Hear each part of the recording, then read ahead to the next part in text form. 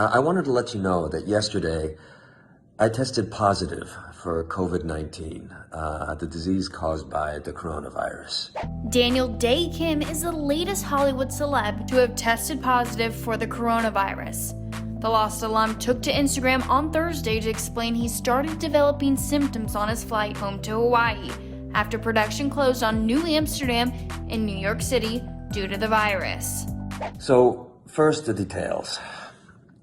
For the past several weeks, I was in New York shooting a role on a TV series where, ironically, I play a doctor who gets recruited to a hospital to help patients during a flu pandemic. Now, when the news of the virus hitting America started coming in, that show, like eventually all the others, stopped production. And when it did, the first thing I wanted to do was go back to Hawaii and to my family. Now, it's important for you guys to know that I was asymptomatic during all of this time. But as the flight was close to landing, I started noticing some scratchiness in my throat, which is unlike how I usually get sick. The 51-year-old told fans that once back in Hawaii, he self-quarantined himself away from his family and began showing other symptoms, like chest tightness, body aches, and a fever. To be safe, when I got home, I quarantined myself in a room in the house and tried to rest on my own. But later that night, I started feeling tightness in my chest, body aches, and my temperature started to rise. At the recommendation of his doctor, he was tested for COVID-19 at a drive-thru in Honolulu. He also noted that the only time he left his house was when he got the test.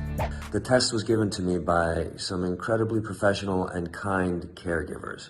The test itself was really awkward and a little painful because they shove a huge swab into your nose and into your throat, but it was worth it because of what I found out. The father of two said that he isn't feeling 100% just yet, but he's pretty close. Daniel also took the time on his lengthy Instagram video to urge his fans to practice self-distancing and follow the CDC's guidelines. I was sick. I still am. But thankfully for me, it wasn't a matter of life and death.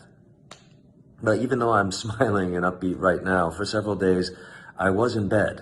So for all those out there, especially teenagers and millennials who think this is not serious, please know that it is. And if you treat this without care, you are potentially endangering the lives of millions of people, including your loved ones. So for the sake of everyone else, please follow the guidelines. Socially distance, self-isolate, stop touching your face, and of course, wash your hands.